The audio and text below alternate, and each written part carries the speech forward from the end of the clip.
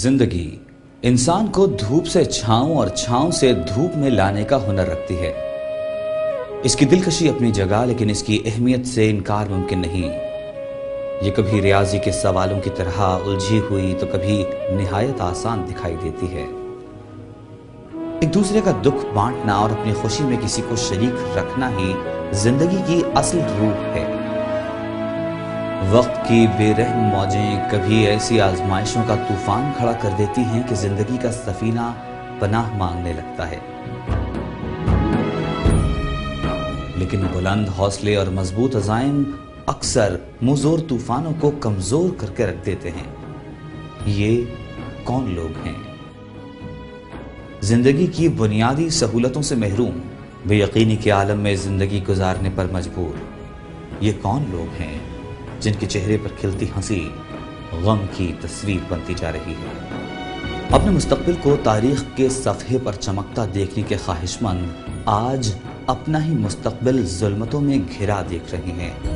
कच्ची जमीन पर हर फिक्र से आजाद हंसते खेलते बच्चे जाने किस अनजान खौफ में मुब्तला हैं। दुआओं के हिसार में जिगरगोशों को घर से रुखसत करने वाली माएं क्यों बेयकीनी का शिकार हैं? संगलाख जमीनों को खून पसीने से जरखेज बनाने वाले मेहनत कश किसान बेजमीनी का दुख उठाए किसको आवाज दे रहे हैं? तिब्बी सहूलियात मुअस्सर न होने के बायस रोज एक नई बीमारी से नबर्द आजमा ये लोग कब तक सब्र का दामन थामे रहेंगे? गुड़ियों से खेलती नन्ही बच्चियों को वक्त ने मुस्तकबिल की सफाक सच्चाइयों से आशना कर दिया। सोना उगलने वाली फसलें खाक होती जा रही हैं। ये कौन लोग हैं जो जिंदगी की आसाइशों से महरूम होने के बावजूद इन बस्तियों को बसाने की ख्वाहिश रखते हैं? ये कौन लोग हैं? पानी ने नहीं हमारे को संभलने दिया। हम कुछ समझ में नहीं आ रहा था। इतने ठंडे थी, इतने वो था कि अभी यही रहते भी इतना हमारे साथ जुल्म हो जाता। हम समझ में नहीं आ रहा था क्या हुआ है हमारे साथ। रात को 2 बजे हमारे घर के अंदर पानी आ गया था। हमने मुश्किलात से अपने बच्चों को निकाला। हमको पता नहीं चला, सोए रहे थे, ऐसे पानी नीचे गुजर गया। पानी गुजर गया तो हमको अभी निकलना पड़ा। वो तो कोई चीज हमने नहीं उठाई, मगर हमने अपने बच्चे को पकड़ा, लेके गया, ऐसे डेर के ऊपर बैठ गया। सारा सामान बस थोड़ा थोड़ा हाथ से अक्सर सारा लूट गए बस। सर हम लोग बड़े इतने पानियों में हम बच्चों ने निकाले, कोई बच्चे तो काफी चले गए। तो हमको बताया गया भाई भागो, सैलाब आने वाले हैं, डूब जाएंगे। जैसे ही ये सर सैलाब आया तो हम लोग यहाँ बस भागने लगे। बस किन्हीं को गाड़ियाँ मिली, किन्हीं कोई पैदल गए। डूब गई मेरी माँ, डूब गई।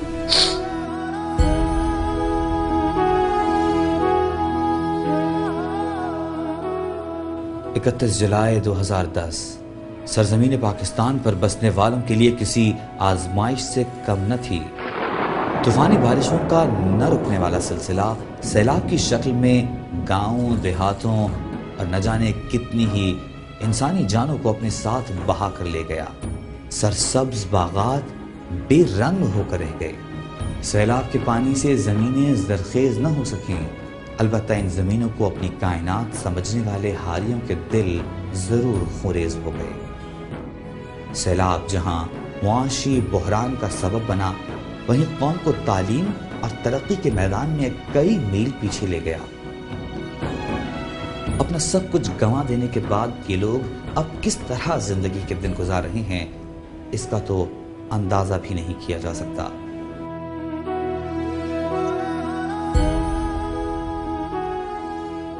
बच्चा बेचारा से असांजा परेशान आहिनि।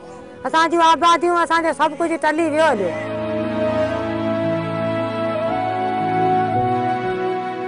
कोई पूछने भी नहीं आता है तो भाई तुम्हारे को कोई खाता है कि नहीं खाता है, कोई राशन पानी तुमको मिला है कि नहीं मिला है, वो अभी नहीं मिला है। किसी के भी घर नहीं है, ये खाली ऐसे ही चटाइयाँ लगी हुई है। बरसात पड़ी अभी कल नहीं परसों, उसमें भी समझोगे पूरी फैमिलियाँ बीमार है सर, कोई भी ठीक नहीं है। हमारे जो बच्चे हैं वो स्कूल से महरूफ हैं, वो नहीं पढ़ सकते हैं। बच्चों का ये हाल तुमने सामने जो देख रहे हैं, देखो किसी को कपड़े पहने हुए हैं तो जो देखो सारा नंगे हुए हैं। जहाँ ये सैलाब हजारों अनमिट नखूश छोड़ता बहेरे अरब में जा गिरा, वहीं सैलाब ने खोए हुए हुब्बुल वतनी के जज्बे को जिला बख्शी। भाईचारे का वो सबक जिसे हम भुला बैठे थे, जिसे हमारे मजहब ने अव्वलीन तरजीह दी, हमें फिर याद दिला दिया। पाक फौज जो हर मुश्किल घड़ी में अवाम का साथ देती है, इस मौके पर भी पेश थी। रेस्क्यू ऑपरेशन हो या फौरी इमदाद की तरसील, पाक फौज के तावन के बगैर मुमकिन न था। कौम के हर फर्द ने रंगो नस्लो जुबान के इम्तियाज को भुलाकर अपने मजलूम बहन भाइयों की मदद के लिए भरपूर साथ दिया। इनमें मकामी और गैर मुल्की NGOs का किरदार काबिल सताइश रहा।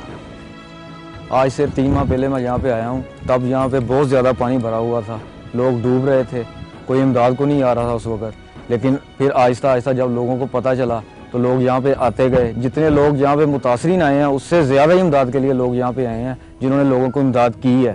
सबसे पहले जब हमने इनको देखा यहाँ पर इस तरीके से ये सड़कों पे पड़े हुए थे, ये लोग बेयारो मददगार पड़े हुए थे, कोई राशन इनके पास नहीं था, बच्चे इनके बगैर कपड़ों के इतने टफ माहौल के अंदर ज़िंदगी गुजारने के लिए तैयार हो चुके थे। लेकिन हमारा ये काम था कि हमने इन्हें बताना था कि ये आपकी ज़िंदगी नहीं है, ये आप पे एक आजमाइश आई थी जिसको अब हमने और आपने मिल के ख़त्म करना है, हमें आगे बढ़ना है, हमें यहीं नहीं रहना। यहाँ के बहुत बदतरीन कंडीशन थी, यहाँ की हमारी माएँ बहनें इसी तरीके से बैठी हुई थी, हमारे भाई लोग जो थे वो इस तरह से बेयारो मददगार फिर रहे थे, एक दूसरे से मदद मांग रहे थे, लेकिन क्योंकि सब बर्बाद थे, कोई किसी की मदद नहीं कर सकता था। तो हमने सबसे पहले जो प्लान किया वो यही किया कि पहले इनको एक स्टेबल इन्वायरमेंट प्रोवाइड करें, देन उसके बाद हम इनकी रिहैब की तरफ जाएं। सैलाब आया तो हमको बताया गया भाई भागो, सैलाब आने वाले हैं, डूब जाएंगे। तो मैं भागा, तो मैं पहुंचा, जब मकली पे पहुंचा तो उधर पाकिस्तानी बहनों बाहर जब सारे पहुंचे वहाँ, उसने पूछा भाई आपको खाना मिल रहा है, पानी मिल रहे है नहीं, तो उधर सब मिलके पहले उधर मुझे सब कुछ दिया। इमदाद यहाँ से भी आ रही है, इमदाद कराची से, लाहौर से, पाकिस्तान के हर शहर से, इवन के जितने पाकिस्तानी बाहर मुल्क में हैं वो भेज रहे हैं। इससे ये पता चलता है कि पाकिस्तान में यूनिटी है, पाकिस्तान यूनाइट है, हम में अभी भी वो जज्बा मौजूद है। अगर आपको याद हो ज़लज़ले के दौरान जो जज्बा पाकिस्तानियों ने दिखाया था वो पूरी दुनिया में एक मिसाल है। ये 2 4 या 5 बंदों के मिलने से कुछ नहीं होगा, 2 4 बंदे इनकी इमदाद भी नहीं कर सकेंगे। हमने चाहिए कि हम सब मिलकर इनकी इमदाद करें, ताकि हम अल्लाह के दरबार में हमने कल हाजिरी देनी है, सब ने जाना है उसके दरबार में, हम वहाँ पे सुरखरू हो सकें कि हमने अपने भाइयों की इमदाद की थी। क्योंकि अल्लाह के हकूक़ की तो माफ़ी हो सकती है, लेकिन बंदों के हकूक़ की माफ़ी नहीं हो सकती। ये हौसला कैसे झुके, ये आरज़ू कैसे रुके, मंजिल मुश्किल तो क्या, धुंधला साहिल तो क्या, तन्हा ये दिल तो क्या।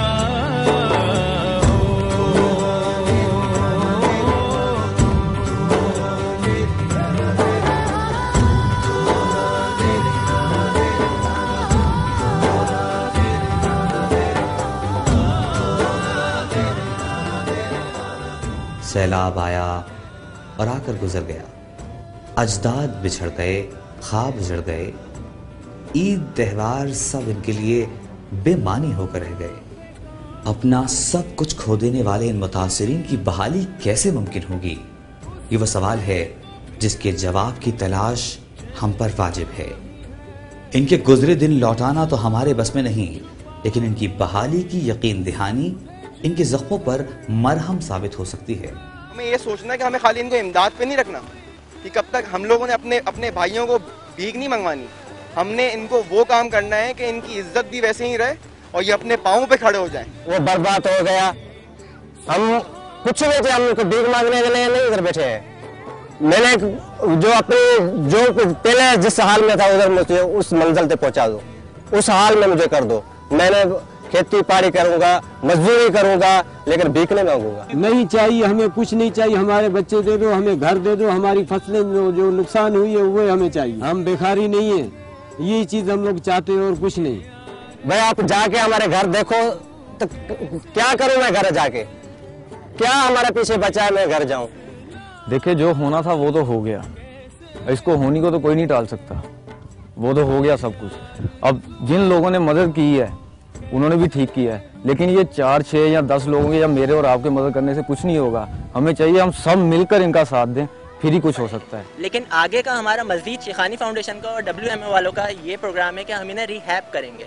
रिहैब हमें इस तरीके से इन्हें नहीं करना है कि हमें इन्हें ज़िंदगी भर राशन देते रहना है या ज़िंदगी भर हम इन्हें कुछ अपने ही आसरे पे रखेंगे। हमें इनको इस तरीके से रिहैब करना है कि जो इनका काम था वही काम इनसे दोबारा करवाएंगे। इनके अंदर का जो कॉन्फिडेंस टूट चुका है वो दोबारा से रीबिल्ड करेंगे ताकि ये अपने पैरों पे खुद से खड़े हो सकें। हम यहाँ पर आएंगे, हम सिर्फ इनके अंदर जज्बा उभारेंगे, इनके अंदर यूनिटी पैदा करेंगे, इनके अंदर वो फैसिलिटेशन देंगे इनको जिससे ये आगे बढ़ सकें। ख्वाह वो पैसे से हो, ख्वाह वो राशन से हो, ख्वाह वो हिम्मत से हो, ख्वाह वो हमारी बातों से हो, किसी भी चीज़ से हो, लेकिन हमें वो चीज़ें इन्हें प्रोवाइड करनी है। खूनी रिश्ता ही सिर्फ भाई बहन का नहीं होता। इंसान एक तो मुसलमान भी है और एक पाकिस्तानी भी है, तो वो भी भाई भाई है, वो भी बहन बहन है। और हमें इन लोग को उठाने के लिए कुछ भी करना पड़े, चाहे कोई भी स्टैंड लेना पड़े, इंशाअल्लाह ताला हम लेंगे और हमसे पीछे नहीं हटेंगे। चाहे जितनी स्ट्रेंथ हमारे अंदर है, इस पाकिस्तान के अंदर है, जहाँ जहाँ पाकिस्तानी मौजूद है, हम वो सब कुछ करेंगे इंशाअल्लाह ताला। वक्त का मरहम तो शायद इनके जख्मों को किसी हद तक भर सके, लेकिन इनके बह जाने वाले ख्वाब इन्हें वापस न दे सकेगा।